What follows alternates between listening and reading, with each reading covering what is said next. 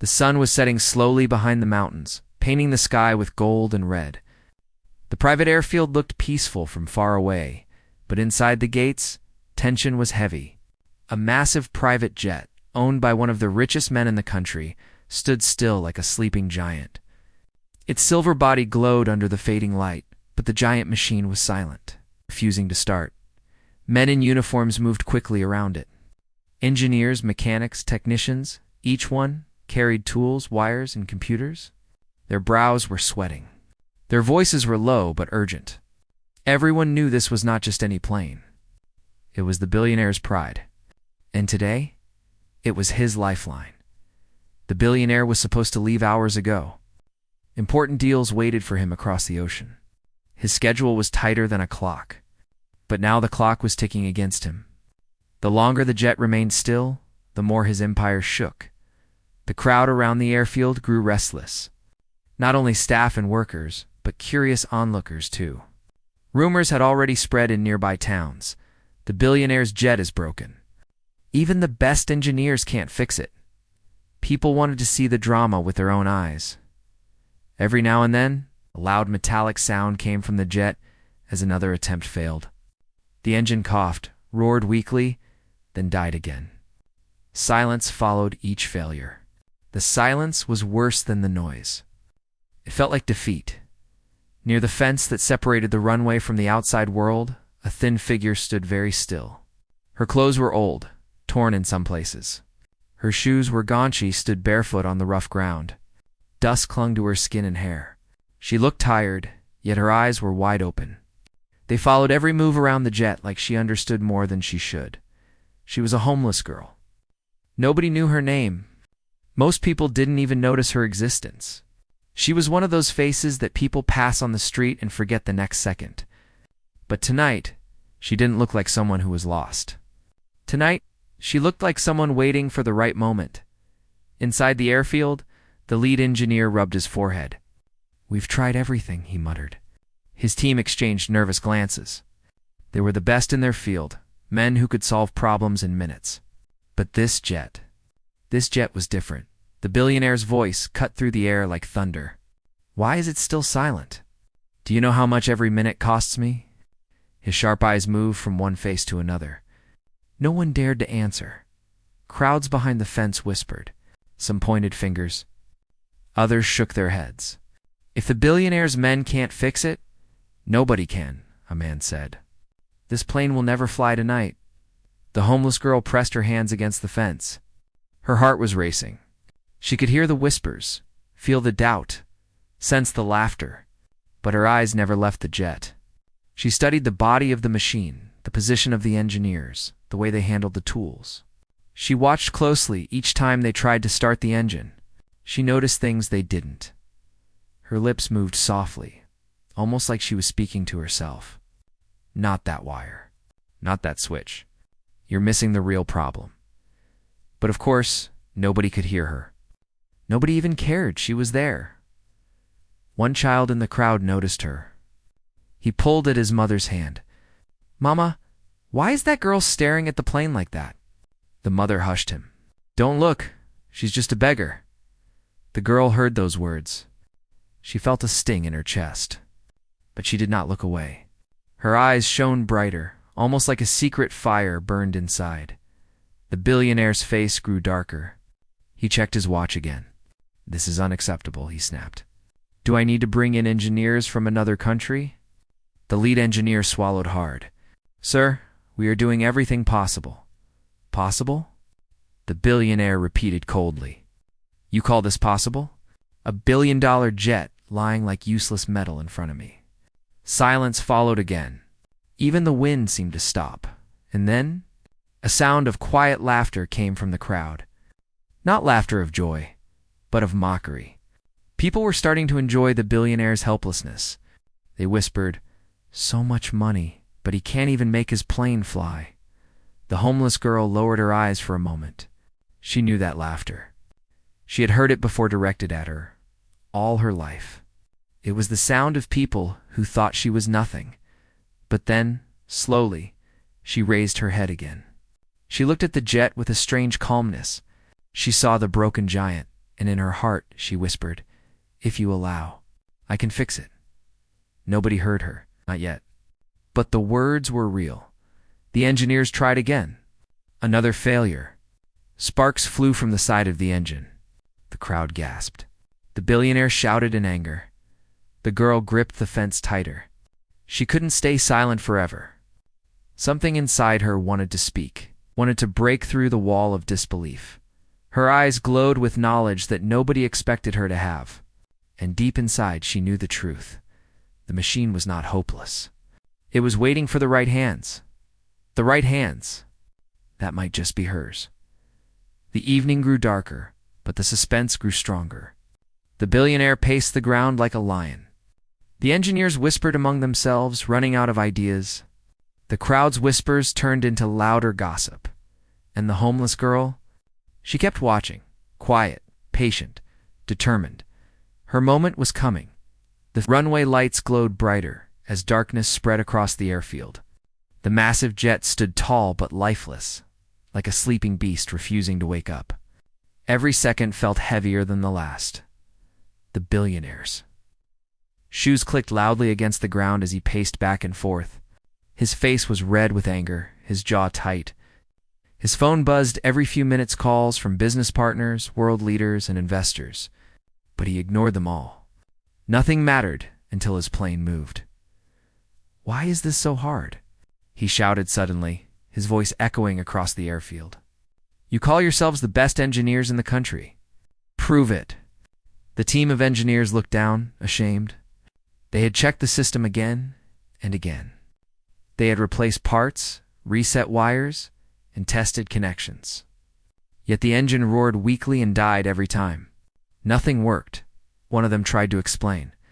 "Sir, we believe the problem is deep inside the main turbine. It could take hours to disassemble, and hours." The billionaire's voice cut him like a knife. "Do you think I have hours to waste? Every second costs me millions." The engineers fell silent again. The crowd behind the fence grew larger. More cars had stopped by the roadside. People stood on their toes, some holding their phones up, recording the scene. "Look at that," one man whispered. The mighty billionaire, powerless in front of his own jet. Another laughed. "Money can't fix everything, huh?" The homeless girl still stood near the fence, quiet and still, her hands pressed against the cold metal. Her heart ached as she heard the laughter. But she didn't laugh. She didn't mock. She only watched, her eyes move from the billionaire to the jet, and then to the engineers. She could almost hear the machine breathing, as if it was alive and calling her. In her mind, she replayed every failed attempt. The sparks, the noises, the way the turbine groaned. She could see patterns others couldn't. She whispered to herself again, "It's not the turbine. It's the alignment, the balance. They don't see it." But her voice was so soft, the night wind swallowed it before anyone could hear. Inside the airfield, the billionaire suddenly stopped pacing. His sharp eyes scanned the crowd, as if searching for answers in faces that had none. For a moment, his gaze landed on the homeless girl. She froze. Their eyes met just for a second. His eyes were full of frustration, hers full of calmness. But then he looked away, dismissing her as quickly as he noticed her. The girl's heart raced. That second felt like a door opening, then slamming shut again. She whispered, "If you only knew." The engineers made another attempt. Tools clanged. The engine roared for 2 seconds, then coughed and died. A burst of smoke rose in the air. The billionaire's face turned pale with fury. He clenched his fists. "Enough," he roared. "Do you want me to lose everything tonight?" He turned to his security chief. "Call another team from the capital. Fly them here immediately." The chief hesitated. "Sir, without this jet, flying anyone here tonight will be... Do I have to do everything myself?" The billionaire snapped. The crowd murmured again. Some laughed under their breath. Some shook their heads in pity. The homeless girl's hands gripped the fence tighter. Her nails pressed into her skin, but she didn't notice. She couldn't take her eyes off the broken jet. She felt like screaming the truth she knew. She wanted to run onto the runway, to shout at the top of her lungs, "You are looking in the wrong place." but she stayed silent. Fear held her back. What if they mocked her too? What if they threw her away? She was just a girl with no home, no money, no name. Who would listen? Yet deep inside, another voice rose. A voice stronger than fear. If not me, then who? If I don't speak, they will never fly tonight.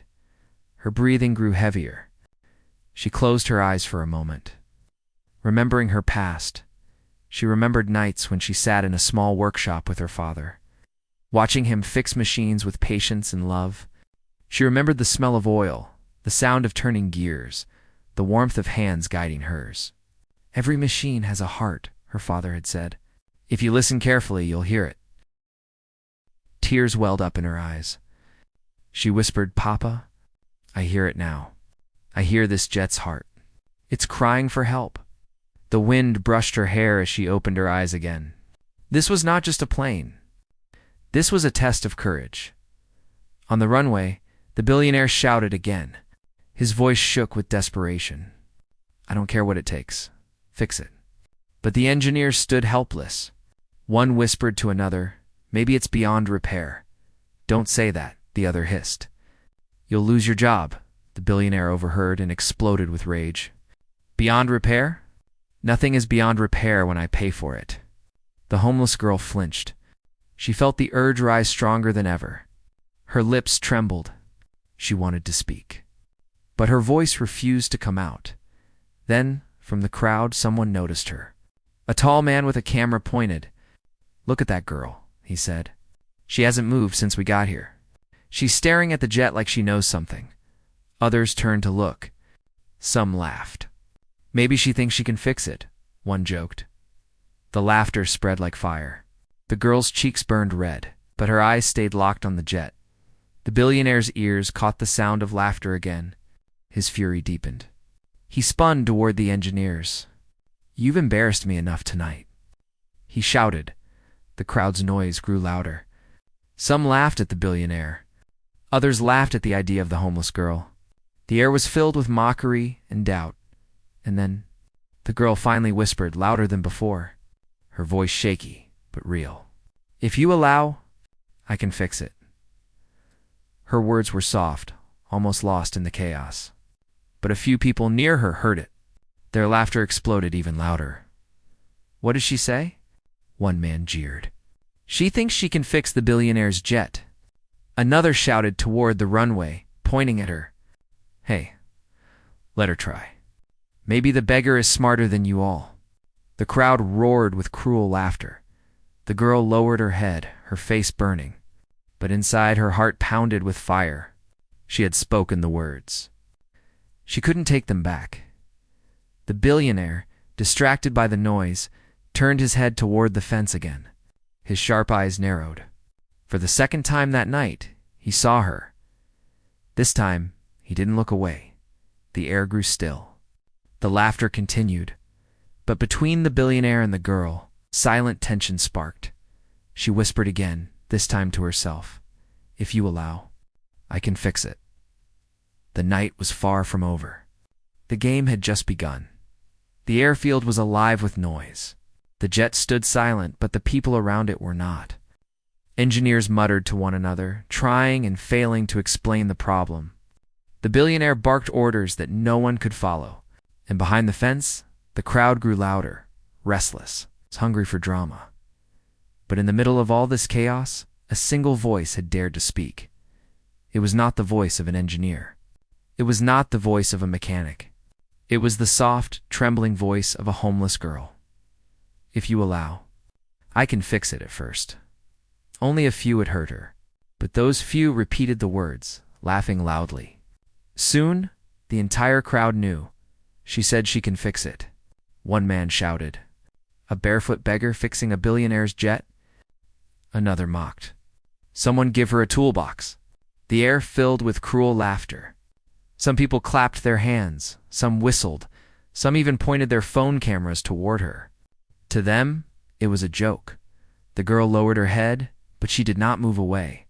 Her cheeks burned, yet her eyes stayed on the jet. She could feel the laughter like stones thrown at her. Something deep inside held her still. The billionaire, hearing the sudden noise, turned sharply toward the fence. His eyes narrowed as he spotted the girl again. For the third time that night, their eyes met. This time he didn't dismiss her right away.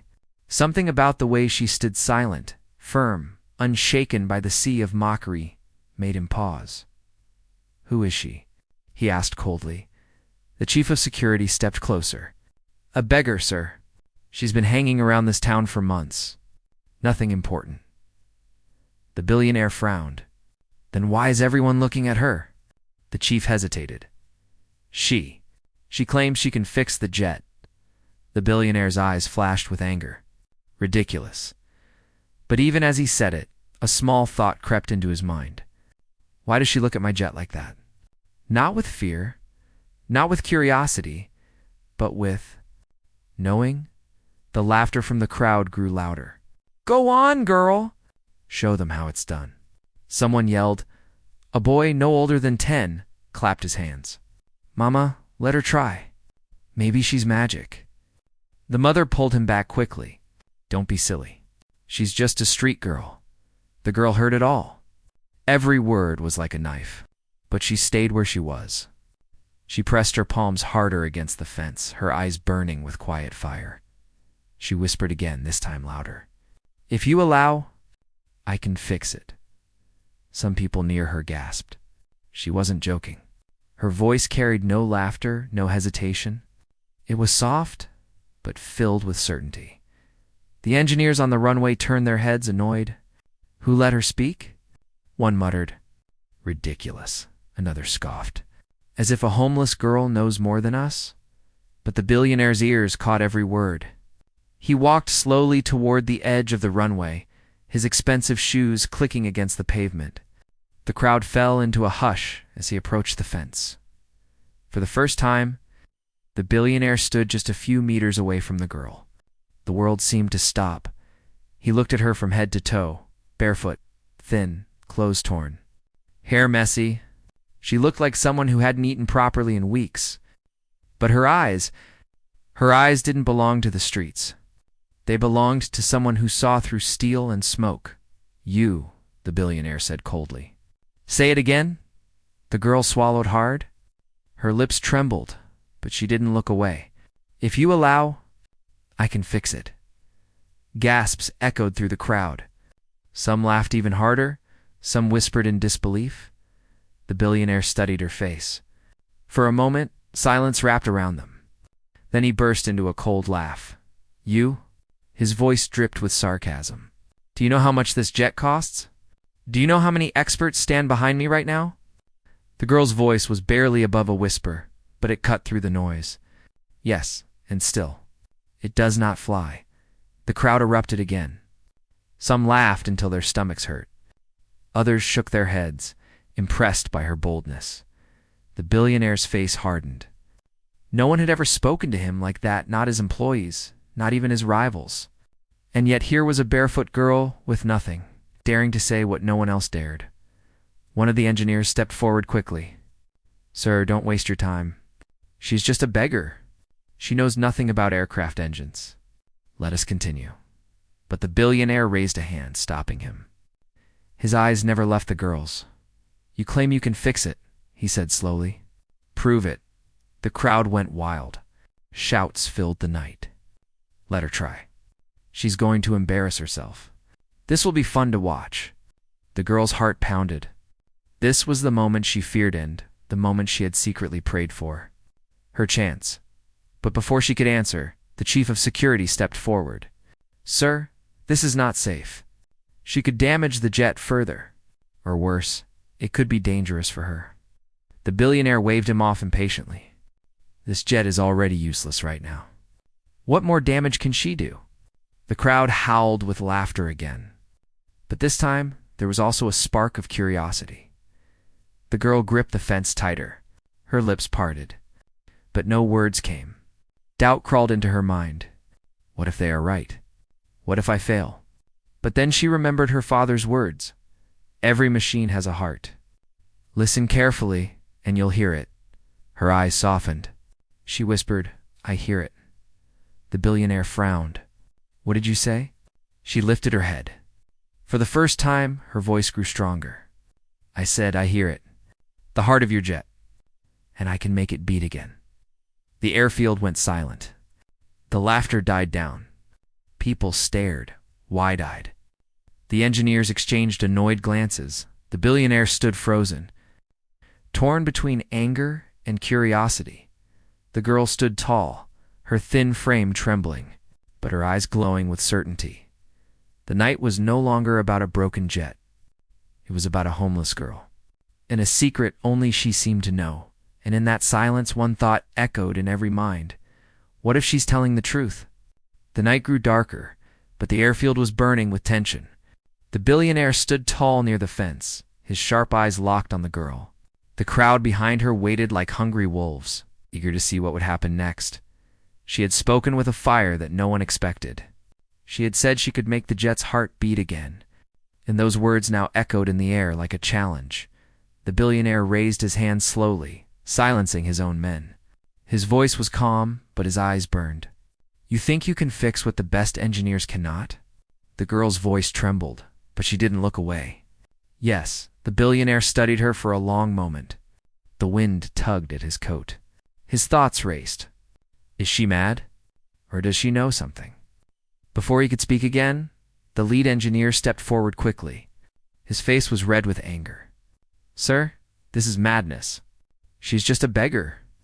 Look at her barefoot, dirty, weak. She knows nothing about aircraft. The billionaire turned to him coldly. And yet, my jet still refuses to move under your hands. The engineer's lips tightened. He wanted to argue, but the truth cut deep. They had failed. Another mechanic shouted from behind, Sir, please.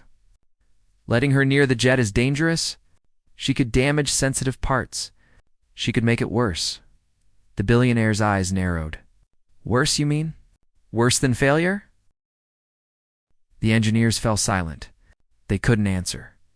The crowd, however, was not silent. They roared with laughter and excitement. Let her try. Someone shouted. Give the girl a chance. Another yelled. This'll be fun. The girl heard every word. Some voices were mocking, some were serious, but for the first time in her life, strangers were demanding that she be given a chance. Her heart pounded harder. She stepped forward, her hands gripping the fence tighter. Her lips trembled. I don't need much, she said softly. Just one tool. And a chance. The billionaire's eyes flickered with curiosity. He leaned closer. Which tool? The girl thought carefully. She had seen the engineers drop it earlier after dismissing it as useless. She whispered the name. The billionaire turned to his chief engineer. Give it to her. The man's face turned white. What? Sir? No? We can't give it to her, the billionaire repeated firmly. The engineer looked like he had swallowed poison. But the billionaire's command was law. Reluctantly, he fetched the tool and handed it to security. The crowd gasped as the guard walked toward the fence with the tool. Is he really going to let her touch it? People whispered. But before handing it to her, the guard hesitated. Sir, do you really trust her? The billionaire's eyes narrowed. I don't trust her. I trust results. And none of you have given me any. The tool was placed in her hands. The girl held it carefully as if it were gold. Her fingers wrapped around it with familiarity. It felt right. The crowd fell into a hush. For the first time, she had something real in her hand. Something that could open the door to proving herself. She lifted her eyes to the billionaire. Her voice was quiet but steady. Then, let me in. The billionaire hesitated. Letting her inside the runway was more than risky. It was humiliating for his team and dangerous for his pride. The engineers protested loudly. Sir, you cannot be serious. This will ruin your reputation. She will fail in seconds. But the billionaire raised his hand again. His voice was sharp as a blade. Enough. The crowd grew louder now, shouting in excitement. People pulled out phones, recording every second. They wanted to capture this insane moment. A homeless girl about to touch a billionaire's jet. The billionaire stared at her one last time. Her eyes were clear. Her hands held the tool with confidence. She didn't look like a beggar anymore. She looked like someone who belonged. He took a deep breath. Open the gate. The words sent shockwaves through the crowd. Gasps, shouts, cheers, and laughter all at once filled the night. The chief of security shook his head in disbelief but obeyed. He moved toward the gate slowly, unlocking the heavy chain. The girl's heart raced. Her legs trembled, but she forced them still. This was the moment. The first step toward the giant machine that everyone else had failed to wake. The gate creaked open. The crowd leaned forward, holding their breath. The engineers clenched their fists in frustration. The billionaire's face remained unreadable, but his eyes followed her every move, and then barefoot thin. Carrying nothing but a single tool, the homeless girl stepped onto the runway. The silence was deafening. Each step she took echoed in the air. The ground beneath her feet was cold, but she didn't feel it. Her eyes were locked on the silver beast ahead of her. For the first time, the distance between her and the jet began to close. Every person around the airfield felt the weight of the moment. Some whispered that she was insane. Others whispered that she might just surprise them all. The billionaire clenched his jaw. He didn't know what he was about to witness. But one thing was certain. This girl had just turned the impossible night into a story no one would forget. She walked slowly, carefully, step by step. The crowd's voices faded into a blur. The engineers' protests were just noise. Even the billionaire's piercing gaze felt far away, all she could. Here was the machine calling to her, and as she drew closer she whispered to herself again, "I hear you. I'm coming." The jet loomed larger and larger before her. Its silent body seemed to wait, like a beast, daring her to touch it. And with the final step, she reached the shadow of the billionaire's pride. Her journey to the heart of the jet had begun. The runway lights glowed against the polished silver of the billionaire's jet.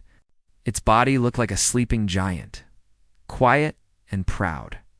And now, standing before it, was the most unlikely figure anyone could imagine. A barefoot girl with ragged clothes. Holding a single tool in her trembling hand, the engineers stood back, watching with disbelief and hidden anger. The crowd pressed closer to the fence, their eyes wide, phones raised high, recording every second. And the billionaire, with arms crossed, studied her like a puzzle he could not solve. The girl lifted her head slowly, looking up at the massive jet. For a moment, she forgot the crowd, the laughter, and the fear. She saw only the machine. Her heart beat in rhythm with the silence. She whispered to herself, "You are not broken. You are waiting." The billionaire frowned. "What did she say?" he asked sharply. The chief of security shook his head. "She talks to herself, sir." "Ignore it." But the girl was not talking to herself. She was talking to the jet. She reached out a thin hand and touched the cold metal body. The crowd gasped. Some laughed. Others mocked. "Look at her, touching it like it's alive. Does she think rubbing it will make it fly?" The engineer scoffed loudly. "Ridiculous. She doesn't even know where to begin." But her fingers traced the body of the jet carefully, almost lovingly, as if she could feel its heartbeat through the steel. She stepped slowly along the side, her eyes scanning every detail, the rivets, the panels, the seams. Her movements were not random. They were precise, like a doctor examining a patient. The billionaire noticed. His eyes narrowed. "She doesn't move like a fool," he muttered. The lead engineer, standing beside him, shook his head angrily. "It's an act, sir. She's pretending." But deep inside, even the billionaire could sense it. She wasn't pretending. The girl bent down, pressing her ear gently against the metal near the engine. The cold steel kissed her skin. She closed her eyes and listened. The crowd burst into laughter again. She's listening to it like a seashell. Maybe the jet will whisper back to her. The girl ignored it all. She stayed perfectly still, listening with all her heart. The sound inside the machine was faint, but she knew what to listen for. She remembered her father's voice in the small workshop years ago. "A machine speaks to you if you're quiet enough. Don't just look at it. Listen." Her lips moved silently. "I hear you." After a long pause, she stood up again. Her eyes were sharper now, more confident. She pointed to a section near the turbine. "It's not here," she murmured. Then she pointed to another. "Not here either." The engineers burst out laughing. One shouted, "What is she doing playing hide-and-seek with the engine?" Another mocked, "Next, she will start knocking on it like a watermelon seller." But the billionaire didn't laugh. He was watching closely, his mind racing.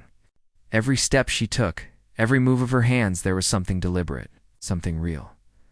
Finally, the girl stopped near a small panel that most people ignored. She crouched down and touched the bolts carefully. She looked up at the billionaire. "This is where the problem is," she said softly, but clearly. Gasps rose from the crowd. The engineers scoffed again. "That's nonsense." One shouted. "Impossible," another said. "That panel has nothing to do with the engine failure." The billionaire raised an eyebrow. "Are you sure?" The girl nodded once. Yes, her voice carried no doubt. Only certainty. The billionaire turned to his team. "Why haven't you checked it?" The lead engineer stammered. "Sir, because that panel is unrelated. We focused on the main turbine, the fuel system. The ignition, and yet my jet still does not move?" The billionaire cut in sharply. The engineers fell silent. Ashamed, the billionaire looked back at the girl. She was kneeling beside the panel, her small hands steady, her eyes focused. She looked nothing like a beggar in that moment. She looked like someone who belonged there. "Open it," the billionaire ordered. The engineers froze. "What, sir? No?" "I said open it," the billionaire repeated coldly. But before they could argue further, the girl lifted the tool in her hand. She looked at the billionaire. "May I?" The billionaire hesitated. All eyes were on him. His pride, his reputation, his billion-dollar machine, everything hung in the balance. Finally, he gave a slow nod. "Do it." The crowd erupted in noise gasps, shouts, cheers, and laughter. Some thought it was madness. Others thought it was genius. But everyone knew one thing: history was being made on this runway. The girl placed the tool against the bolt. Her hands shook for a second, but then steadied. She turned it slowly, carefully, the precision of someone who had done this 1,000 times before. The first bolt loosened. Then the second. Then the third. The crowd leaned closer, holding their breath.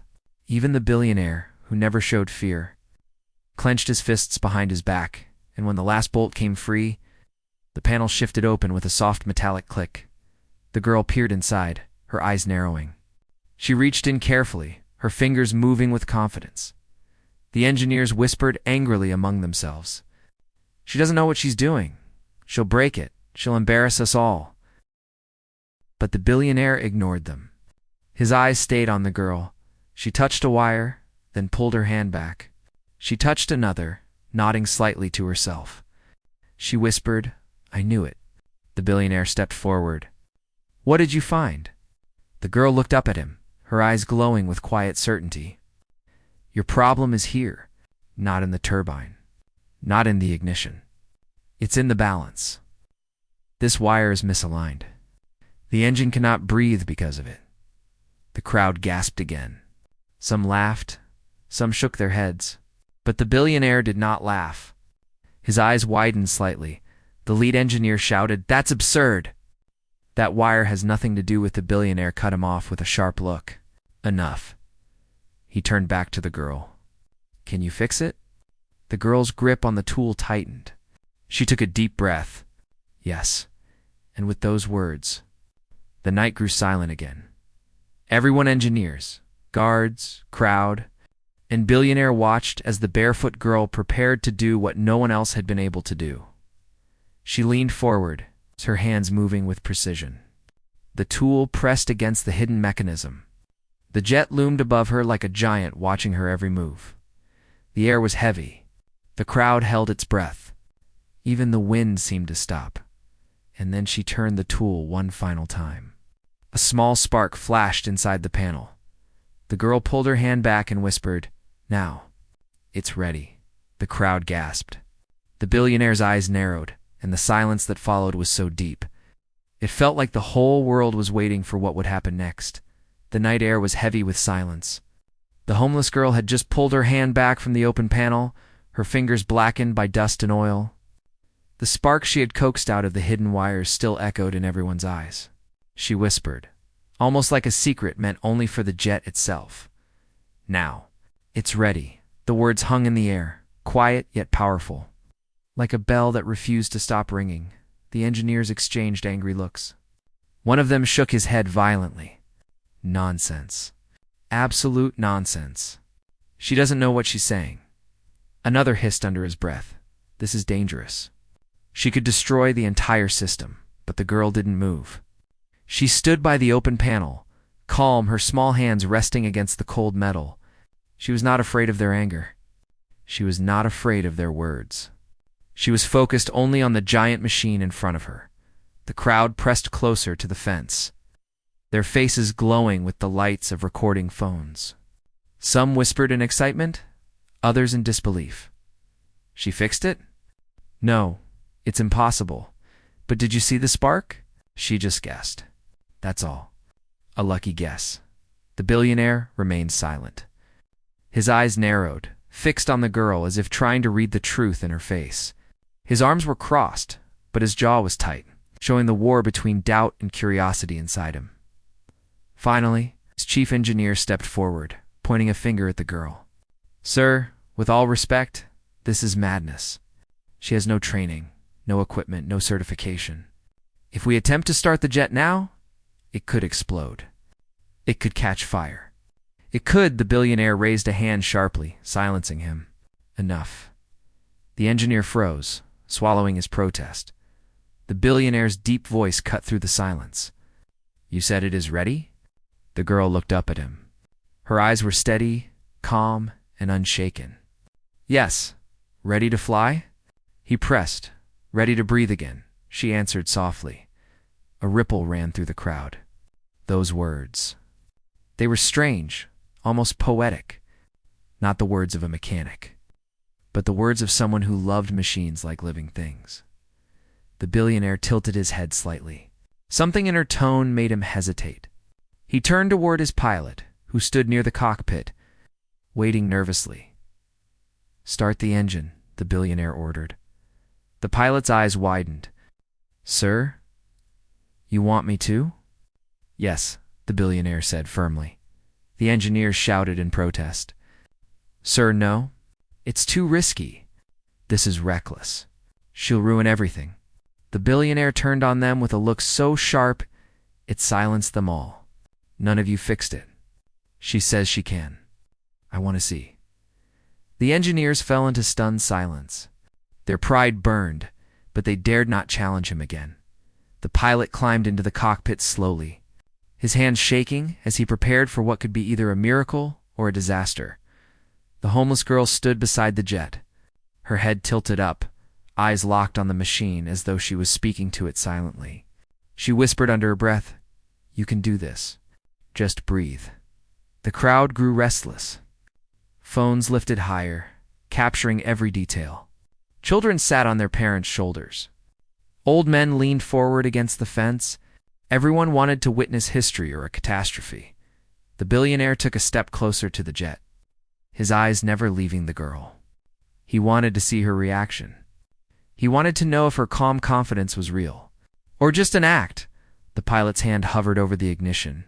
His heart pounded in his chest. Sweat slid down his temple. He looked out of the cockpit window toward the billionaire. Waiting for the final confirmation, the billionaire gave a single nod. "Do it," he said.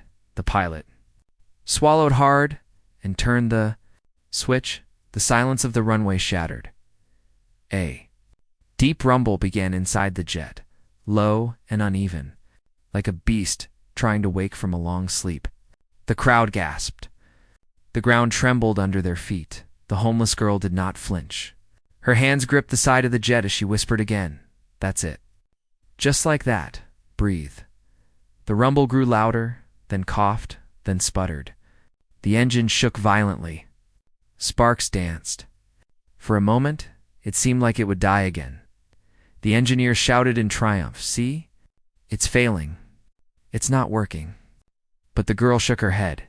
Her voice rose, clear and calm. "No, wait, don't stop. It's waking up. The billionaire's eyes locked on her. Her face was glowing in the flicker of light from the sputtering engine. She was not afraid. She was certain. The pilot hesitated, his hand trembling over the controls. "Sir, should I shut it down?" he shouted. The billionaire did not answer immediately. He looked at the girl, and she turned her head slowly, meeting his eyes across the roar of the struggling machine. With absolute conviction, she spoke the words that froze the entire runway. "Don't stop. Let it run." Her voice cut through the chaos, sharp and commanding. Though it was soft, the billionaire lifted a hand toward the cockpit.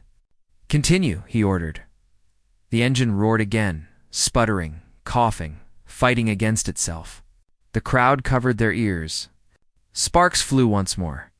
The engineers shook their heads, muttering, "It will fail. It must fail." But the girl's eyes burned with quiet fire. She whispered again, "Come on. Just a little more." The billionaire leaned forward, every muscle in his body tense, and then the engine gave a sound none of them expected. A deep, steady roar. Not a sputter, not a cough. A roar of power. The crowd screamed in shock. Some cheered, some shouted in disbelief. The engineers stood frozen, their mouths open, unable to accept what they were hearing. The billionaire's eyes widened. His lips parted, but no words came out. The girl stepped back slowly, wiping her greasy hands against her ragged clothes. She looked up at the jet, her face calm, almost peaceful. "It's alive again," she whispered. The engine thundered, steady and strong, shaking the night with its power. The impossible had happened. The billionaire finally spoke, his voice low and filled with awe. "How? How did you do that?" The girl turned her eyes toward him, and for the first time there was a small, tired smile on her face. "You weren't listening," she said softly, "but I was." The crowd gasped again, stunned by her words. The billionaire's heart pounded in his chest. He had never seen anything like this. Never. And yet, even as the jet roared with life, the story was not finished. The girl had only shown a glimpse of what she could do. The truth of who she really was still hidden. The billionaire stepped forward, about to speak again, but before he could, the girl's expression changed. She frowned, her eyes narrowing as she looked at the still open panel. Something was not right. Her hand tightened on the tool once more. The crowd saw her face change. In a new wave of whispers filled the air. "What's wrong now? Did she make a mistake? Is it not really fixed?" The girl whispered to herself, almost too quiet to hear, "Not yet. Not completely." The roar of the engine echoed across the private airfield. It was steady now, strong and powerful, shaking the ground beneath everyone's feet. The one silent jet had come alive, its voice filling the night like thunder rolling through the clouds. The crowd at the fence erupted into chaos. Some clapped, some screamed, some laughed in shock. Phones flashed like stars as people recorded the impossible moment. She did it. No way how is this real? That girl. She fixed it. Children pointed at her with wide eyes. Old men shook their heads in disbelief. Even the guards, who had stood like statues before, now turned to each other, murmuring in astonishment. The engineers, however, were frozen in place. Their faces turned pale, their pride shattered. One of them whispered, almost to himself, It shouldn't be possible." Another shook his head violently. No, she cheated somehow. This can't be real." But the truth roared louder than their denial. The jet was alive. And it was because of her, the billionaire, who had always been a man of control. A man who thought he had seen everything, stood with his arms slowly unfolding. His eyes were wide, his face unreadable, but inside his heart pounded. He whispered only one word, too quiet for most to hear: "Incredible." All eyes turned to the girl. She stood by the open panel, her ragged clothes stained with grease and dust, her hair falling into her face. But her eyes were not celebrating. They were sharp, focused, almost worried. She did not smile. She did not cheer. Instead, she frowned, her gaze fixed on the wires and circuits she had touched moments earlier. The billionaire noticed. He stepped closer, his voice deep and demanding. "What is it?" The girl did not look at him. Her hand hovered near the panel, her fingers twitching as if they wanted to dive back inside. "It's running now," she said quietly. The billionaire tilted his head. "Yes, and—" The girl turned her eyes toward him, and her words dropped into the silence like a stone into water, but it will not survive the sky. Gasps broke out instantly. The crowd grew restless. "The engineers seized their chance, you see, sir," the lead engineer shouted. "She's lying. She's making excuses. She wants to scare you."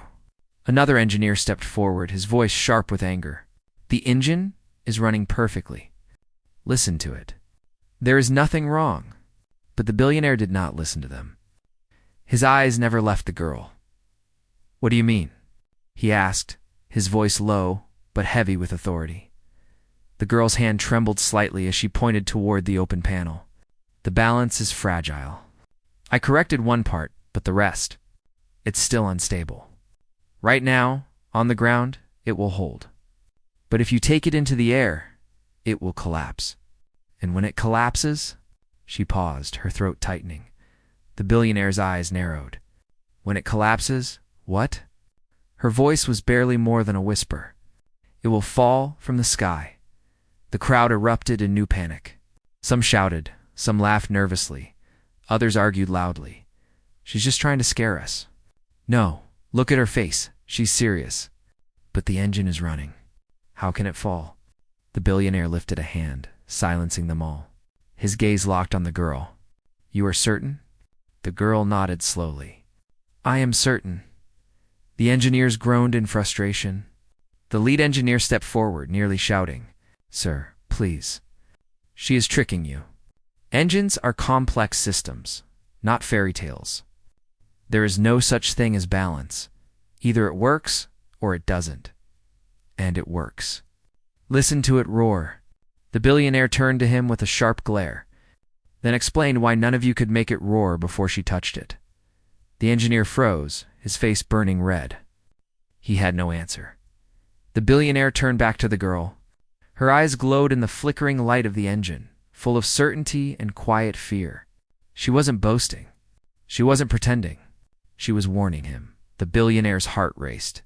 For the first time in years, he felt something unusual, doubt not in her, but in himself. The pilot called out from the cockpit, his voice loud over the rumble of the engine. "Sir, it's stable. Shall I increase power?" "Test the thrust." The billionaire hesitated. He looked at the girl. She shook her head slowly. "No," she said. "Not yet." The crowd murmured again. Some mocked her, others defended her. But the billionaire's silence meant only one thing. He was listening to her, not them. The girl wiped her greasy hands against her torn dress. Her voice was soft but steady. "I can fix it completely, but you must let me finish. If you send it into the sky now, it will not come back safely." Her words sent a shiver down the spine of everyone listening. The billionaire studied her carefully. Her posture, her voice, her eyes, everything about her told him one truth. She was not guessing. She knew. The lead engineer whispered angrily under his breath. "She's just buying time. Don't trust her." But the billionaire ignored him. His focus was locked on the girl. "You say you can fix it completely," he said slowly. "Then why haven't you already?" The girl's eyes lowered for a moment. Her voice trembled slightly, revealing a hint of the pain she carried. "Because once I do, there is no going back. And then you will know who I really am." The billionaire's breath caught in his chest. What did she mean by that? The crowd whispered louder, their curiosity boiling over. Who is she? What is she hiding? Why does she sound like she knows more than the engineers? The billionaire took a step closer, his voice sharp. "Then tell me. Who are you?" The girl lifted her eyes to him. They were filled with shadows of a past she had kept hidden for so long. Her lips parted as if to speak. But before she could answer, the engine coughed violently, shaking the entire jet. The steady roar faltered, turning into a harsh sputter. The crowd screamed. The engineers panicked. The pilot shouted from the cockpit, "Sir, it's unstable." "What do I do?" The billionaire turned back to the girl instantly. Her face was pale, but her eyes burned with urgency. She raised her voice, sharp and commanding. "Shut it down now." The pilot slammed the controls, and the engine whined, then went silent. The roar of power was gone. The runway was quiet again, but the silence was heavier than the noise had ever been. The crowd was stunned. The engineer stood frozen. The billionaire's chest rose and fell with heavy breaths, and the girl. She stood with her hand still lifted, her face pale, her body trembling. Finally, she lowered her hand, her voice breaking the silence. "Do you see now? I wasn't lying. It's not ready. Not yet." The billionaire stared at her, his mind spinning with questions. Who was she? How did she know all this? And what would she reveal if he let her continue? The crowd leaned forward, desperate for answers. The engineers were seething, powerless to stop her, and the girl, standing barefoot before the broken jet, whispered words that would haunt the night. "If you let me finish, you will understand everything." The runway was silent again. The mighty engine that had roared like thunder only minutes ago now sat quiet, its voice gone. The crowd, who had just cheered, stood frozen in confusion. The engineers looked both relieved and angry, and in the middle of it all, the homeless girl stood with her head slightly lowered, her thin shoulders trembling in the cold night air. Her last words still echoed in everyone's ears. "It's not ready. Not yet." The billionaire took a step forward, his polished shoes clicking against the concrete. His face was unreadable, but his eyes burned with something deeper than anger-curiosity. He stopped in front of her, close enough that she could see her own reflection in the dark glass of his expensive watch. For a long moment, he said nothing. Then his voice broke the silence, low and commanding. "Who are you?" The girl didn't answer right away. Her hands tightened around the small tool she still held. Her chest rose and fell as she tried to steady her breath. Around her, dozens of eyes pressed in, hungry, suspicious, mocking, curious. The billionaire repeated, sharper this time. "I asked you a question. Who are you?" The lead engineer stepped forward quickly, desperate to regain control. "Sir, don't waste your time with her. She's a street girl who got lucky. Nothing more. We should not give her another second near your aircraft." But the billionaire didn't move his gaze from the girl. "Be quiet," he ordered coldly. The engineer froze. His pride burned, but he dared not speak again. The girl lifted her eyes slowly. There was no fear in them, only a tired heaviness. It's like someone who had carried too many secrets for too long. "I used to belong here," she said softly. The crowd erupted in murmurs. "What does she mean by that? Belong where?" "With the engineers." "She's lying." The billionaire's eyebrows narrowed. "Explain." The girl's lips trembled, but she forced the words out. "I wasn't always on the streets. I wasn't always homeless once. I was inside places like this. I worked with machines like this." The engineers burst out laughing. Their voices rose together in cruel mockery. "Ridiculous. She expects us to believe she was an engineer. Look at her. She doesn't even own shoes." The billionaire raised a hand sharply. Silence. The laughter died instantly, but the air still buzzed with disbelief. The billionaire leaned closer to the girl. "You're telling me you worked with engines like this before?" The girl hesitated. For a moment, her throat tightened, as if the truth itself was heavy and painful. Then she nodded once. "Yes." The billionaire studied her face carefully, every twitch, every flicker in her eyes. He had built an empire by reading people, by knowing when they lied. And now, as he looked at her, he felt something he didn't expect. She wasn't lying, but he needed more. "Where?" he asked. The girl lowered her eyes. Her voice broke slightly. "In a place far from here? A place that no longer wants me." The crowd leaned forward, eager for details. The billionaire's eyes sharpened. "Be specific." The girl's grip tightened on her tool. She shook her head slowly. "Not yet.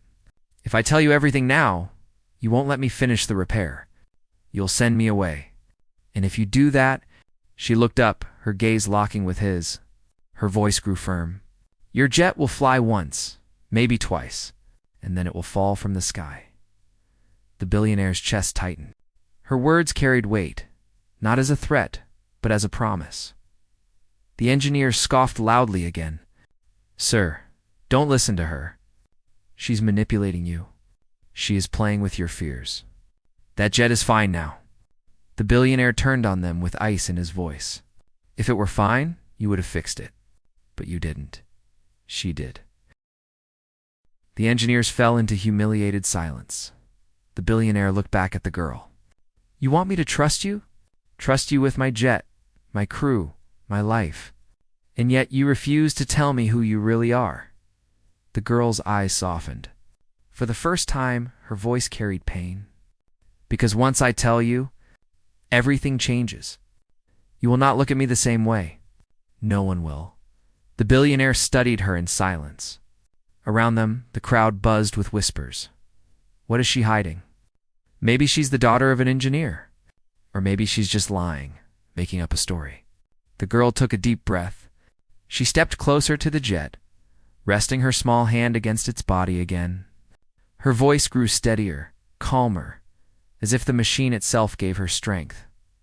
I can finish the repair.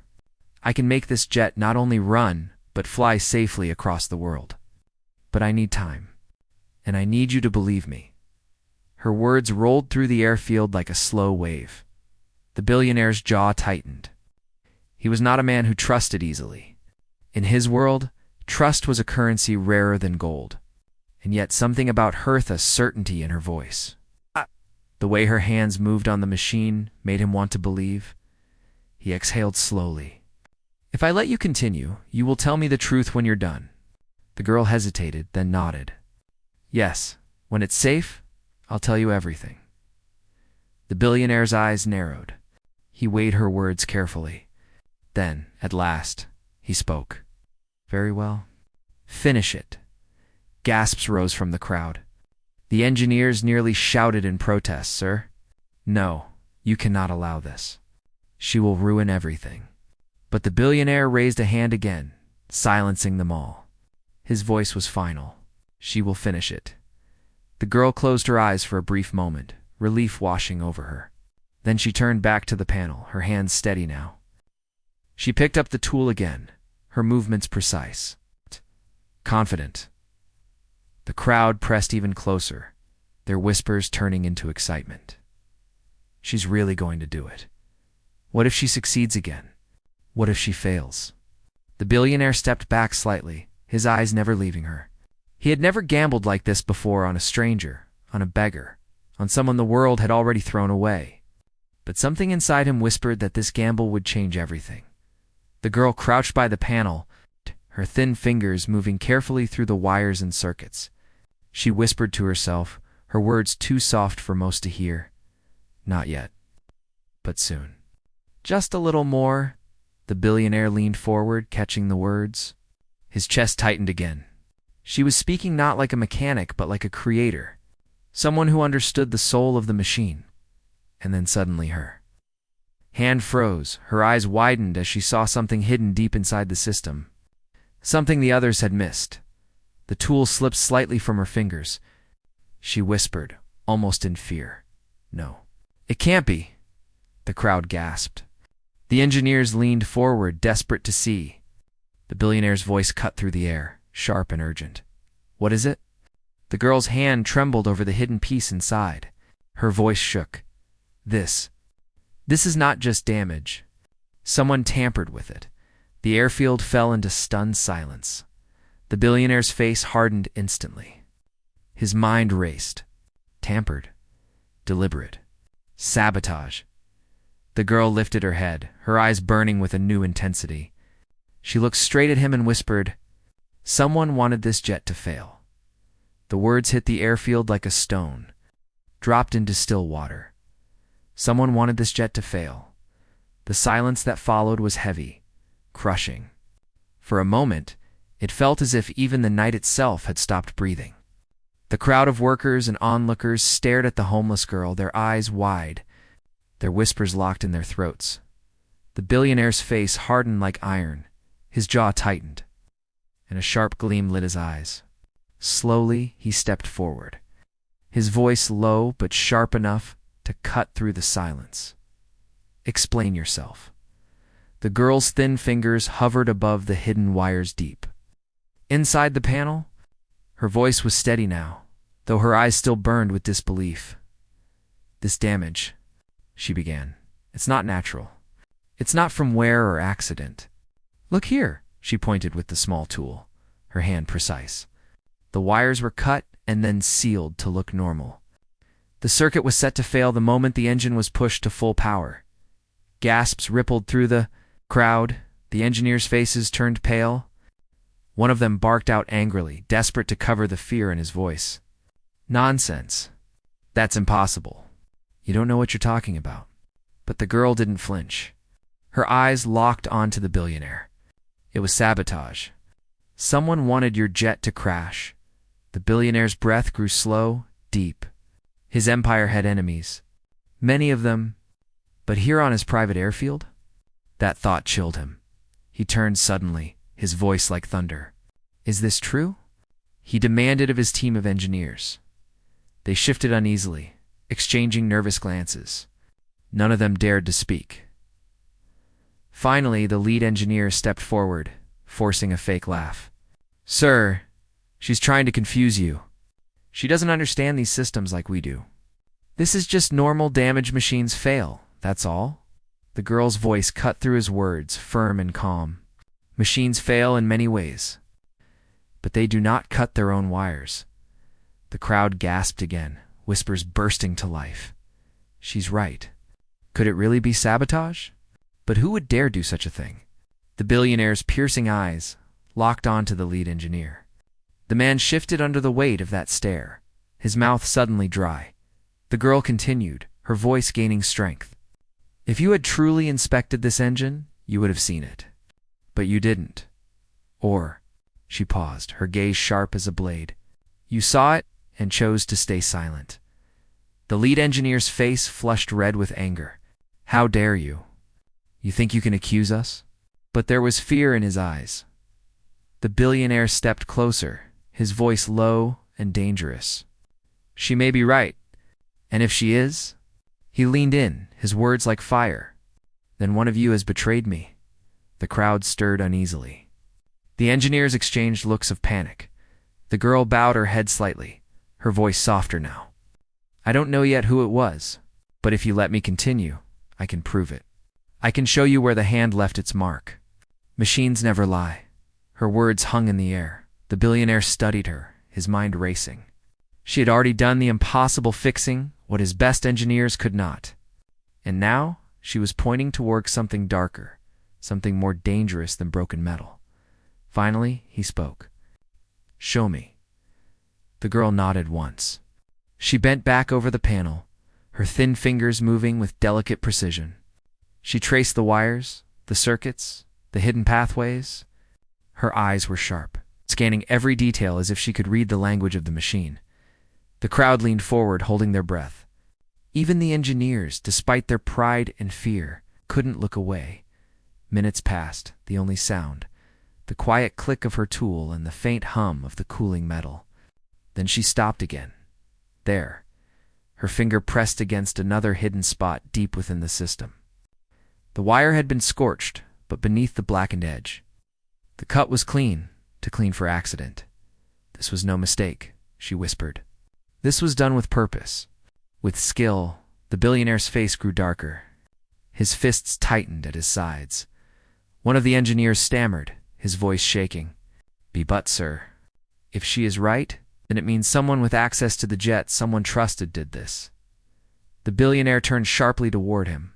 "Yes, and that means one of you." The engineers froze. The girl lifted her eyes again. Her voice carried a quiet power. This was not done in haste. Whoever did it knew exactly what they were doing, and they wanted it to look like a simple failure, so no one would suspect. The billionaire's chest rose and fell with controlled fury.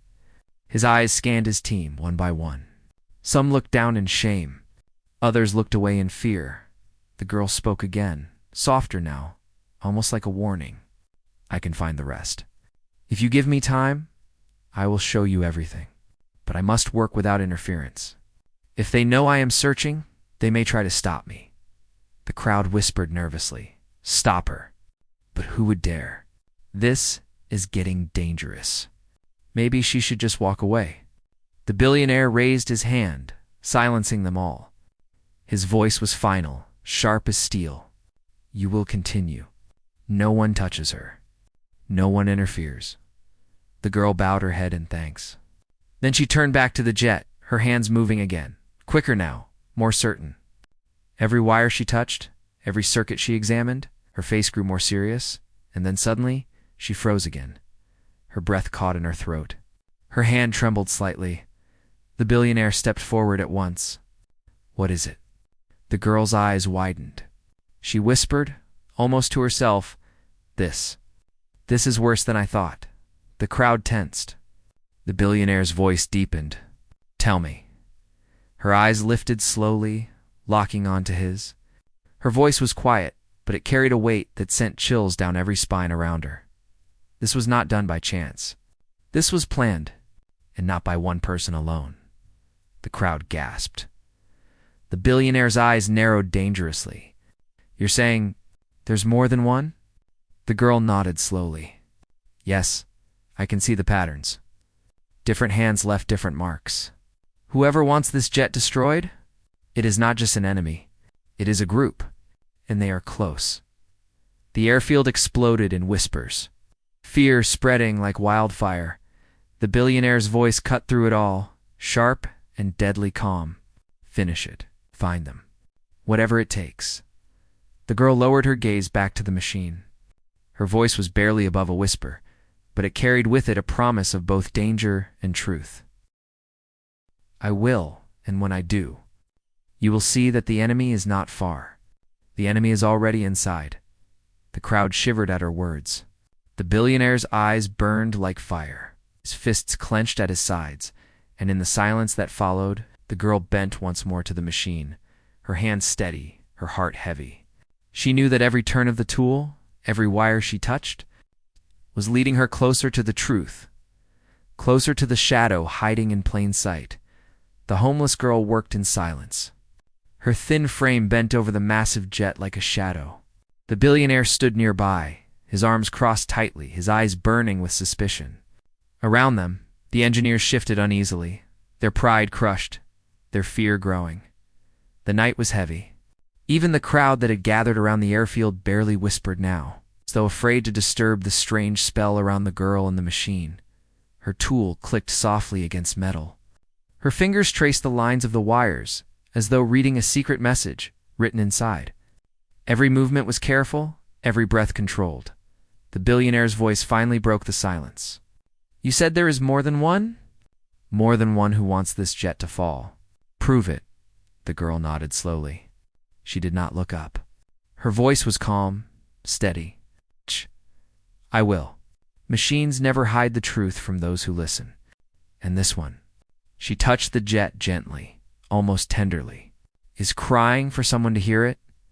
The engineers groaned in annoyance. One of them muttered loud enough for the crowd to hear, She talks to it like it's alive. What a joke!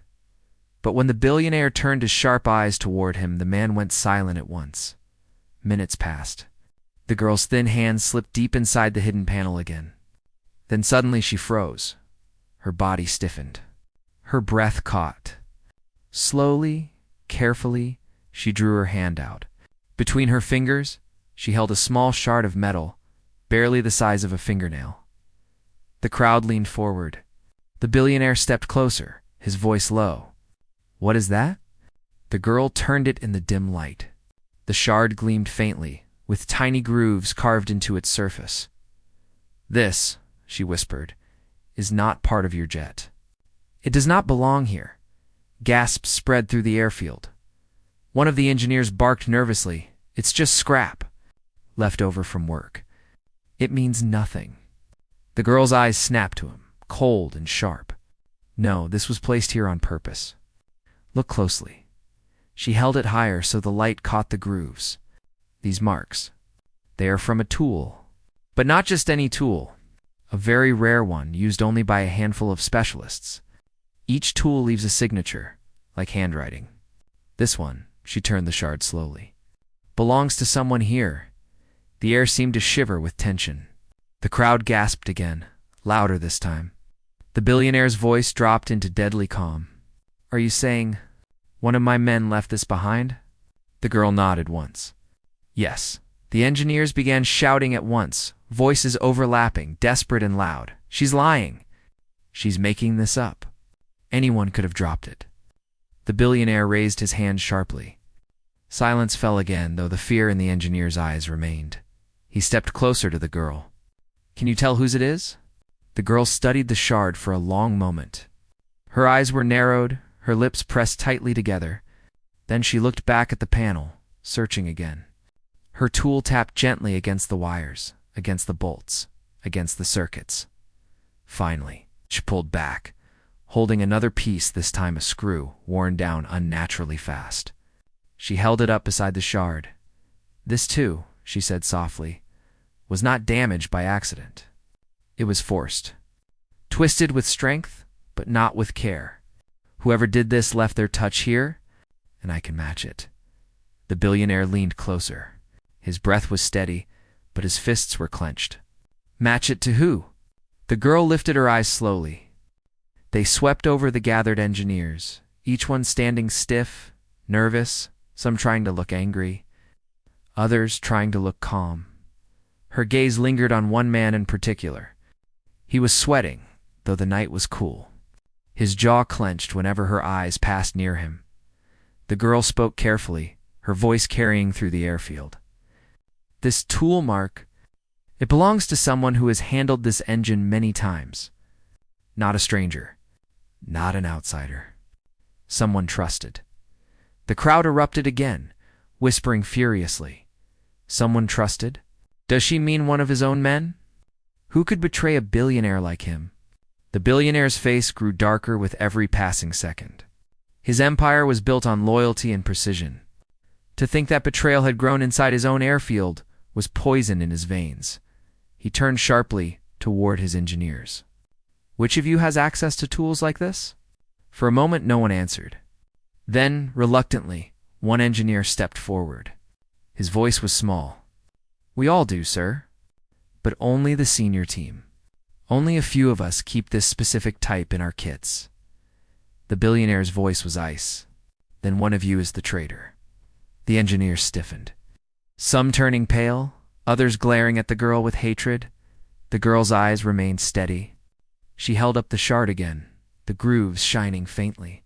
This is not the work of a clumsy hand. This is not a mistake. This was someone skilled.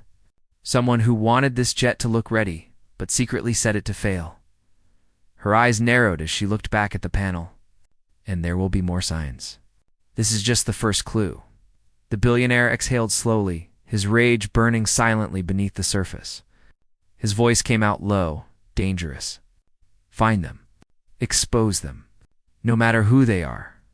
The girl nodded once. She turned back to the jet, her fingers moving again, her mind racing. She could feel the tension in the airfield pressing against her back like a storm. And then her hand brushed another hidden spot. She froze. There, deep inside the wires, was a tiny marking. Not mechanical, not accidental, but written, a symbol scratched into the metal itself. Her breath caught. Slowly, she traced it with her fingertip. It was a circle, with two sharp lines through it, a mark she recognized. Her chest tightened. She whispered more to herself than anyone else.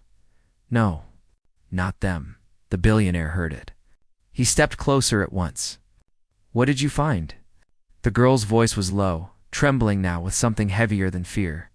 This mark, it is not from a tool.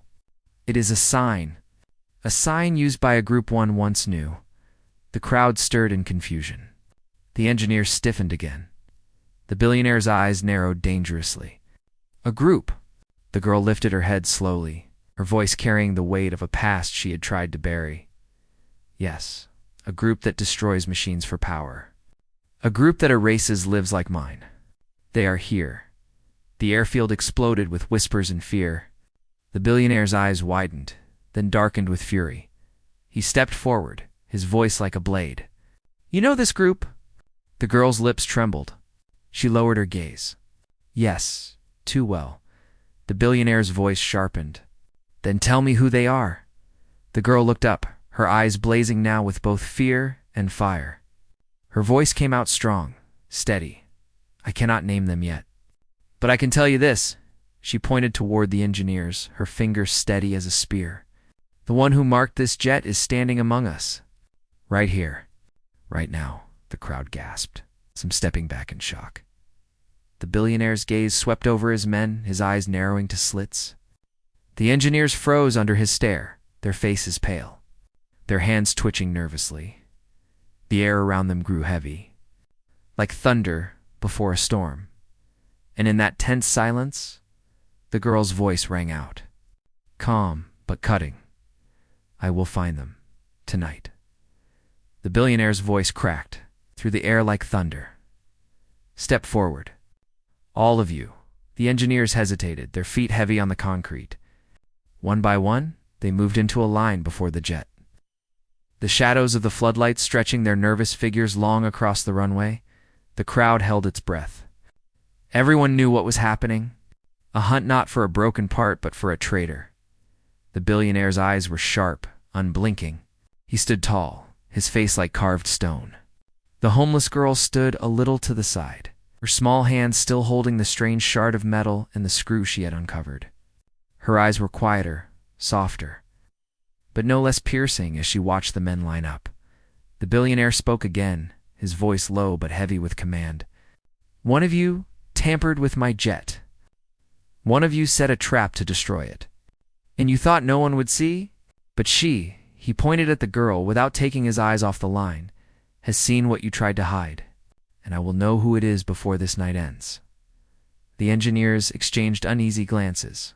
Their pride kept their faces hard, but sweat gathered on foreheads. Hands fidgeted by their sides. The girl stepped forward slowly. She spoke with quiet firmness. "Machines may not speak, but men do. Sometimes with words, sometimes with silence. If you let me stand with them, I will know." The billionaire nodded once. "Do it," the crowd murmured, unsettled. The girl was a beggar, dressed in torn clothes, her shoes almost falling apart. Yet now she was being given power over men who wore uniforms and carried years of experience. The girl moved closer to the line of engineers. Her eyes swept over them carefully. Each face told a story: fear, anger, defiance. She felt the tension in her chest grow heavier. The billionaire raised his voice again. "One at a time. Step forward. State your name, and look me in the eye." The first man obeyed. He stepped out, his back stiff. His voice was quick, almost too quick. "Director, I had no part in this. I swear it." The billionaire's gaze bore into him. "Look at me." The man's eyes darted nervously, then locked on the billionaire's for a second too long. His face twitched. The girl tilted her head slightly. Fear, but not guilt, she thought. The billionaire dismissed him with a cold gesture.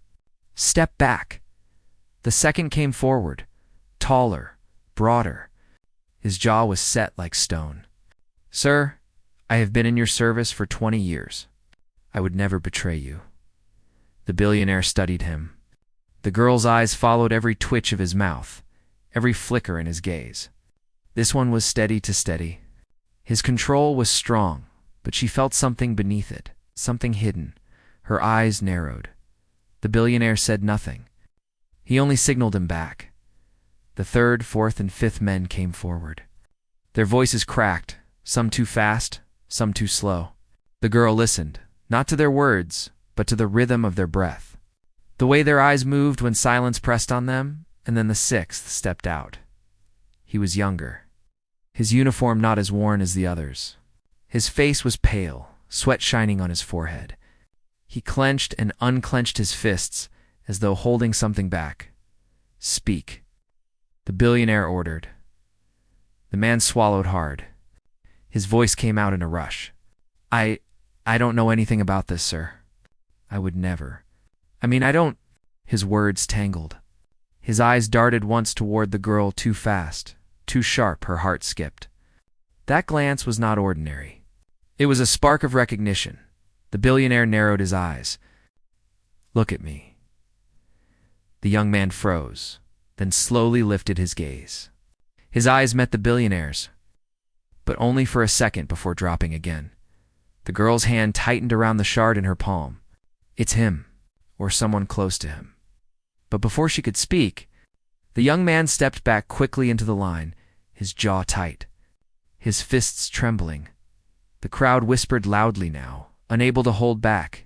It must be him. Did you see the way he looked? He's hiding something. The billionaire raised his hand, silencing them all. His eyes swept over the line of men again, sharp as knives. Then he turned to the girl. Do you know? The girl's lips parted, but she hesitated. She could feel the truth pulling at her chest, but something inside her whispered caution. If she named him too soon, the others might protect him, or worse, the guilty might strike first. Her voice was quiet. I am close, but not yet. If I speak too soon, the real traitor will bury deeper. The billionaire's eyes narrowed, but he gave a single nod. Then watch. And when you are ready, speak. The girl bowed her head slightly in thanks. The engineers stepped back into place, their shoulders stiff, their eyes filled with anger at her presence. Some muttered under their breath, others stared at her with pure hatred. The billionaire moved closer to her, lowering his voice so only she could hear. You are sure, aren't you? She looked up at him, her eyes clear, unwavering. Yes, one of them is guilty. I felt it in his silence, in the way his eyes moved. But I need one more sign. The billionaire studied her for a long moment. Then he nodded again. 8. You have my protection. The girl's shoulders eased slightly. She turned back to the jet, her hands brushing over the panels again, searching, listening. But as she worked, a heavy feeling grew inside her chest. She could sense it, not just the machine's secrets, but the tension in the air. The guilty one would not stay quiet forever. Her heart tightened. Somewhere in the line of engineers, hidden behind stiff uniforms and controlled faces, danger was waiting, watching, and she knew before the night ended. It would strike. The night pressed heavy over the airfield. The jet loomed under the floodlights like a wounded beast, its metal body gleaming cold.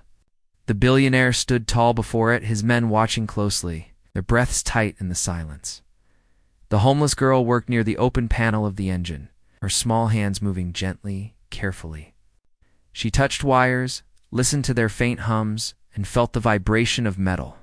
Her face was calm, but inside her chest burned with unease. The engineers stood in their stiff line a short distance away. Most wore masks of anger or pride, but one of them, young, restless, kept shifting his weight, clenching his fists. His eyes flickered toward the girl too often. Each glance carried something sharp, like a hidden knife. The girl noticed. She said nothing, but her heartbeat grew faster. The billionaire barked orders to his security team. Close the gates. No one leaves until I give the word. His voice was hard as steel. And double the watch. If anyone moves without my command, bring them down. The crowd outside the gate stirred uneasily, their whispers rising into the night. They were restless, drawn by the drama unfolding before them. The air smelled of tension, like smoke before a fire.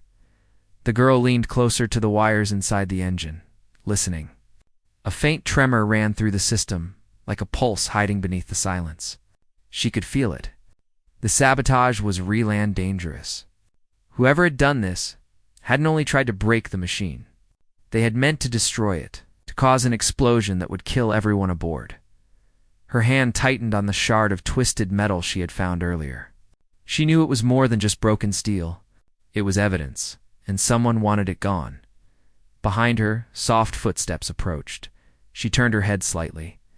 One of the engineers had slipped from the line. It was the young man, the one whose eyes had betrayed him before.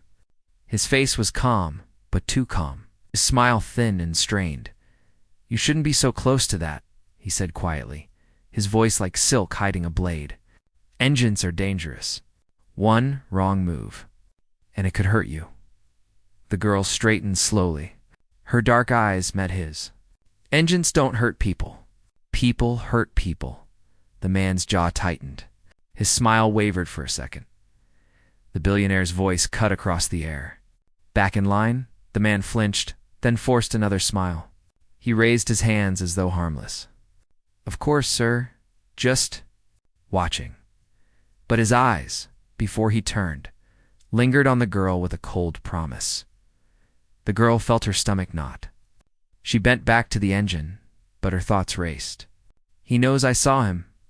He knows I'm close. A moment later, the airfield plunged into a short, sharp darkness. The floodlights flickered, died, then came back again. It was only a heartbeat, but in that heartbeat the girl felt movement behind her. A shadow rushed close.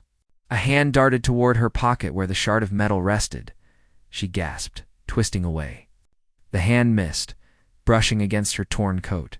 She stumbled, hitting the side of the jet. Her voice rang out, sharp and frightened. Stop. The light steadied again. Security men shouted, rushing forward. The billionaire spun, his eyes blazing. What happened? The girl stood, her chest heaving. She pointed at the line. One of them tried to take it the proof. Gasps tore through the crowd. The engineers froze.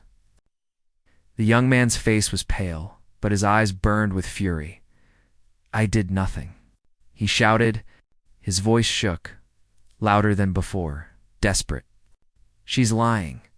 She's trying to blame me because she knows nothing. The billionaire stepped toward him, his presence heavy, his face dark as a storm. Silence. The airfield was deadly quiet now. Even the crowd pressed against the fence leaned closer. Their whispers cut off, their eyes wide. The girl clutched the shard in her fist, her knuckles white. He wanted this gone, because it shows what he did. He tried to silence me. The man's breathing grew sharp, fast.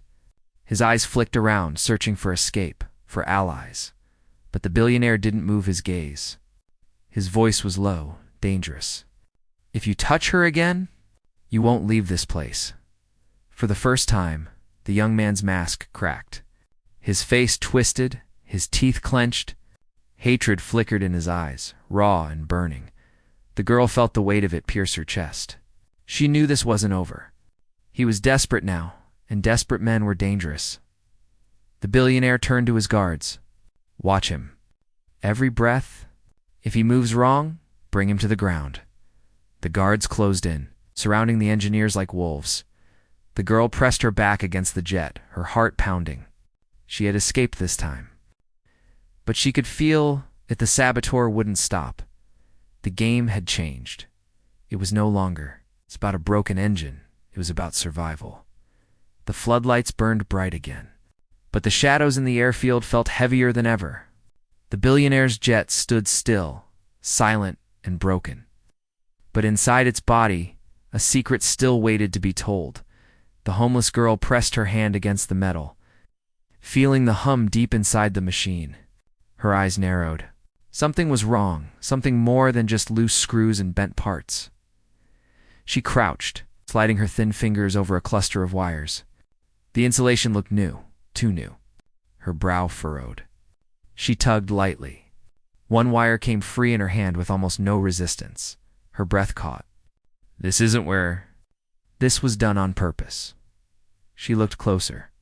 The wire was cut, then reattached with a cheap connector that would fail under pressure. Another wire nearby was bent at an odd angle, as if forced. Her heart thudded. She followed the wires deeper, her small body half disappearing inside the open panel. The crowd murmured nervously. The engineers shifted on their feet. The young man, the one whose eyes had betrayed him, clenched his fists tighter. And tighter, the billionaire stood like stone, his eyes fixed on the girl. What do you see? Her voice echoed softly from inside the engine. It's no accident. Someone rewired the safety system. They made it look normal, but it would fail when the plane was high in the air. The engine would stop. The jet would fall. Gasps broke from the crowd. Even some of the engineers stared wide-eyed, stunned. The girl slid back out, small hands holding the cheap connector and another twisted screw. Her voice shook with anger. It wasn't just broken. It was a trap. The billionaire's face darkened. His jaw tightened as he turned toward the line of engineers. His voice thundered across the airfield. Do you understand what she just said? This wasn't failure. This was murder. The crowd erupted in shocked whispers. Murder? They wanted the plane to crash? Who would dare? The engineers looked at each other, their faces pale. Some shook their heads, others muttered protests, but the young man's face, it was different. He stayed silent, but sweat poured down his forehead. His chest rose and fell too fast. The girl's eyes caught it. She felt her heart tighten. He knows. He can feel the walls closing. She stepped forward, her dirty clothes brushing against the polished shoes of the engineers. Her small hand lifted the broken connector high so everyone could see. This part does not belong to this jet. Someone put it here. Someone wanted it to fail. Her eyes scanned the line slowly, carefully. Who had access? Who touched this engine when no one was watching? The billionaire's voice cut sharp. Answer her. The line of men stiffened. Some shook their heads violently. Not me. One shouted. I never touched that system. Another swore, but the young man said nothing. His lips pressed tight, his jaw locked. The girl tilted her head, studying him. His silence was louder than their protests. She took a step closer. You are afraid to speak. Not because you are innocent, but because you are guilty? The crowd gasped again. All eyes swung to him. The young man's face flushed red, then pale. His fists trembled. This is madness. He shouted suddenly, his voice cracking. She's a beggar. What does she know about engines? You believe her over us? But his eyes darted again, just for a second award, the shard still in her hand. That one glance betrayed him more than words ever could. The girl's chest tightened. She opened her mouth to speak, to finally call his name before them all, and then a loud crack split the air. The crowd screamed. Security men shouted, weapons raised. The lights flickered again. Something had exploded, not the jet, but a small device near the edge of the field. Smoke billowed. Shouts filled the air. People scrambled. The girl staggered back, coughing. Her eyes darted through the haze. She caught a glimpse of the young man's face, twisting in panic. In the chaos, he moved, not toward escape but toward her. Her heart froze. The guilty wasn't. Running, he was coming straight for her. Smoke rolled across the runway like a dark wave, swallowing the lights, the jet, and the crowd's frightened faces. People screamed, stumbling back from the fence. Guards shouted, their weapons raised, their eyes darting through the haze. In the middle of it, the homeless girl clutched the broken connector in her fist, coughing as the smoke burned her throat. Her eyes watered, but she could still see shapes, moving shadows cutting through the gray. And then she saw him, the young engineer. He came charging through the smoke, his face twisted with panic and rage, his eyes locked on her like a predator. The girl's heart pounded. She stumbled back, clutching the shard tighter. Stay away, she cried, her voice breaking. But he didn't stop. His hands shot out, grabbing her arm. His grip was iron, pulling her close. Give it to me, he hissed in her ear. Give it to me now, or you'll regret it. The girl struggled, her thin body twisting against him. Her voice was sharp, cutting through the roar of the crowd. You can't hide anymore. They will all know. The man's grip tightened. His other hand clawed for the shard in her fist, but she refused to let go. Her small fingers clung to it with all the strength left in her. Around them, the billionaire shouted through the smoke. Find them. Protect her. Guards rushed forward, but the smoke blinded them. The crowd pressed harder against the fences, their screams rising higher. The girl gasped as the saboteur yanked her again, dragging her toward the shadows. His voice was wild, desperate. You don't understand. You shouldn't have touched that jet. You weren't supposed to see. She kicked against him, her foot slamming against his shin. He grunted, stumbling. The shard slipped from her fingers, clattering onto the ground between them. Both dove for it. Her hand touched it first. She grabbed it, rolling onto her side, the cold metal cutting into her palm. She looked up, her eyes blazing.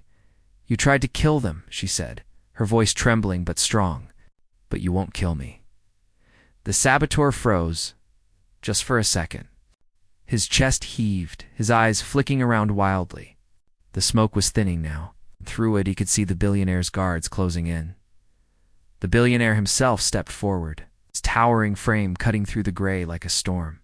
His voice was like thunder. "Enough." The guards lunged, seizing the saboteur's arms. He fought like a trapped animal, kicking, thrashing, his eyes burning with fury.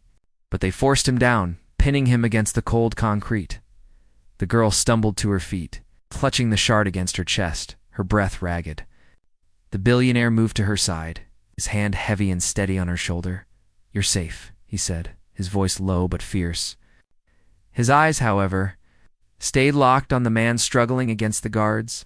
The crowd roared from beyond the fence, some shouting in fear, others in anger. Everyone had seen enough to know the truth. This was no accident. This was betrayal. The billionaire stepped closer to the captured man. His voice was cold, sharp as a blade. "Why? Why sabotage my jet? Why risk the lives of every soul aboard?" The saboteur spat on the ground, his chest heaving.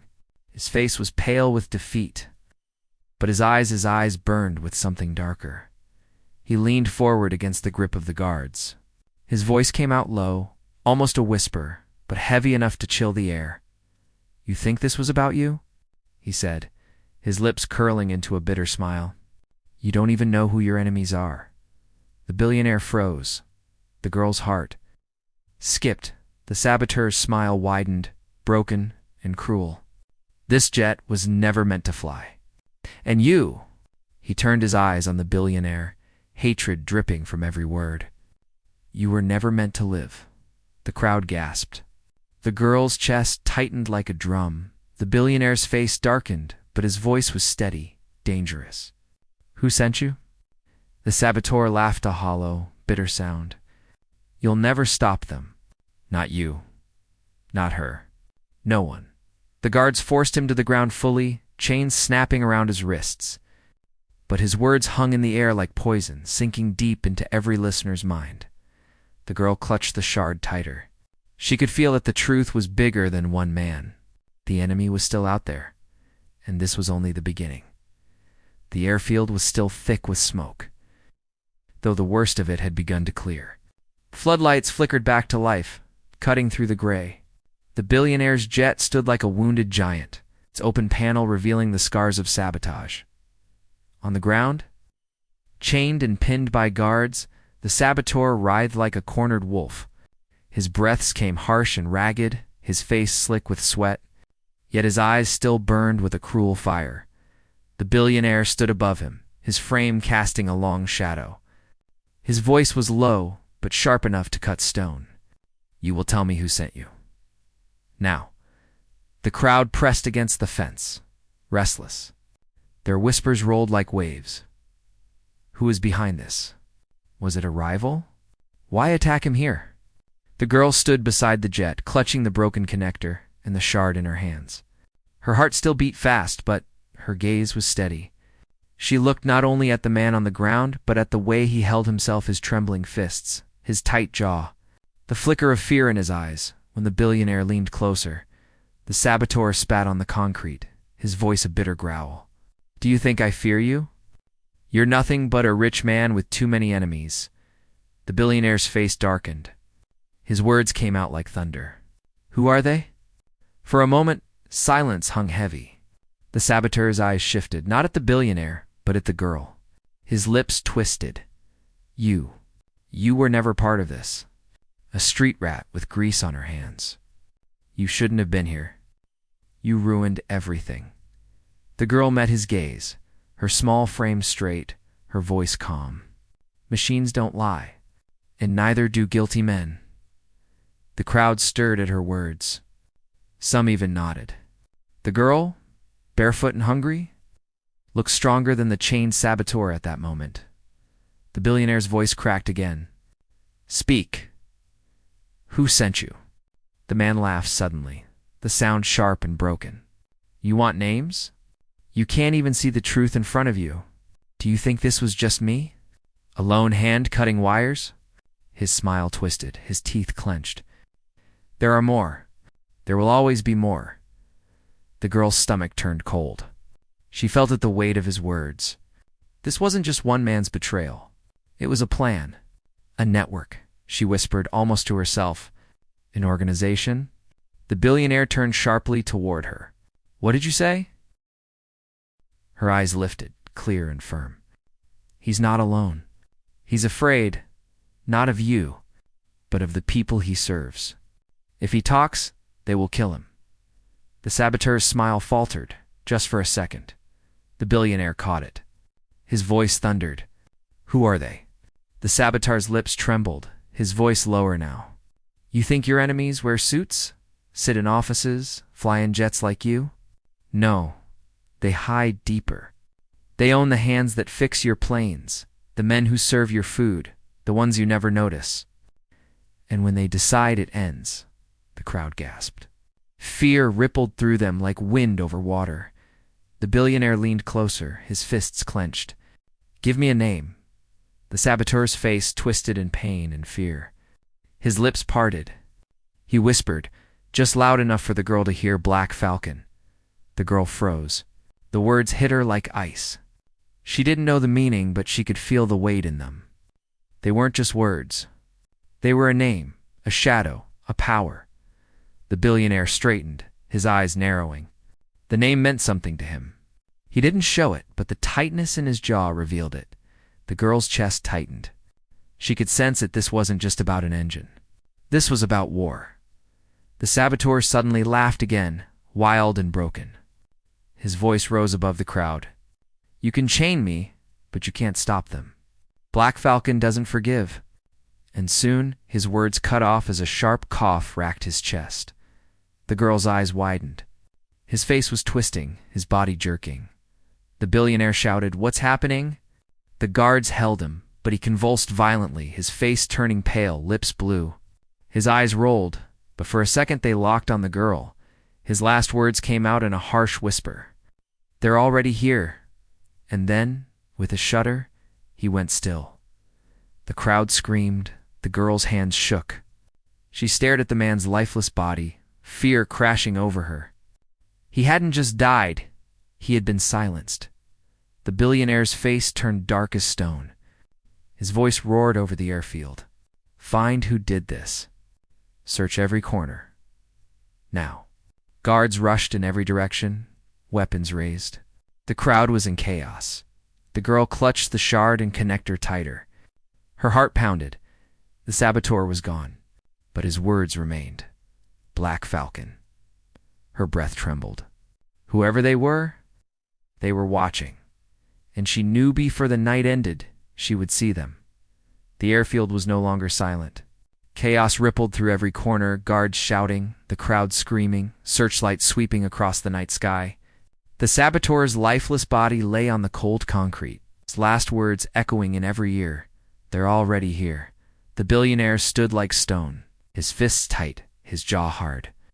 Around him, his security fanned out, checking the perimeter. But the unease in his eyes betrayed him. He knew the enemy wasn't outside the gates. The enemy was already inside. The homeless girl clutched the shard and the broken connector in her hands. Her heart pounding. She scanned the crowd, the guards, the engineers. Every face looked tense, every shadow seemed alive. Her breath came shallow, but her eyes were sharp. Something was wrong. The jet. She spun, staring at its massive frame. The engine panel she had opened still hung loose, wires exposed. But now something glimmered there, something she hadn't placed. Her stomach twisted. No. She darted forward, crawling half into the panel. Her small fingers brushed the wires, and there it was, a second device, small, hidden, blinking faintly red. Her blood froze. "Bomb!" She screamed. Her voice cracked through the night. "There's another trap." The crowd shrieked in terror, surging back against the fences. Guards rushed toward the jet, weapons raised. The billionaire sprinted forward, his face grim. "Can you stop it?" he demanded. The girl's hand shook, but her voice was steady. "Yes, if you trust me." His eyes locked on hers, hard and unblinking. The world seemed to hold its breath. Then he gave a single nod. "Do it," she swallowed, her small hands diving into the mess of wires. Her fingers moved fast, guided not by training but by instinct, by the strange gift she carried. She could feel the flow of power, the pulse of the machine, the wrongness of the trap. The device ticked softly, its light flashing faster. Sweat rolled down her face. They wired it to the ignition. If anyone tried to restart the jet, it would explode. The billionaire's jaw tightened. Then cut it. The girl's fingers trembled over the wires. There were 3: red, blue, and black. 1 would kill her. 2 were safe. The crowd held its breath. The billionaire's guards stood frozen, their eyes wide. The girl closed her eyes for a moment, listening. Not with her ears, but with her hands. The hum of the wires spoke to her. The red carried steady power. The blue carried a soft pulse. The black whispered wrong. Her eyes snapped open. She cut the black dot, the blinking stopped. Silence. Then the crowd erupted in cheers, cries, shouts of relief. Some wept, some raised their fists in the air. The billionaire exhaled slowly, the tightness in his face finally breaking. He reached down, pulling the girl to her feet. His voice was low, but strong, loud enough for all to hear. "You saved my life. You saved all of us." The girl blinked up at him, her eyes wide, disbelieving. Her clothes were torn, her hands dirty. But in that moment, she stood taller than any man on the runway. The billionaire turned, facing the crowd. His voice boomed like thunder. "Remember her face. A girl you laughed at, a girl you pushed aside, has done what no one else could. She stopped betrayal. She stopped death. She stopped Black Falcon." The crowd roared, their voices rising into the night like a storm. Somewhere among them, shadows slipped away, men whose faces were hidden, whose eyes burned with quiet hatred. Black Falcon had lost tonight, but they would return. The girl's gaze followed the shadows. Her chest tightened, but she stood firm. She had no riches, no power, no home, but she had her gift. And tonight, she had proved its worth. The billionaire bent slightly, his voice low so only she could hear. "From this day, you are not forgotten. You will stand with me, not as a beggar, but as the one who saved my world." Her breath caught. For the first time in years, warmth filled her chest. Acceptance. Dignity. Hope. She looked at the jet, its body scarred but safe. She looked at the crowd, their eyes no longer mocking, but filled with awe. And then she whispered, more to herself than anyone else, "Engines don't lie. But people can change." The billionaire straightened beside her, his figure tall against the night, and the story of the forgotten girl, once homeless, once invisible, had now become the story the world would never forget.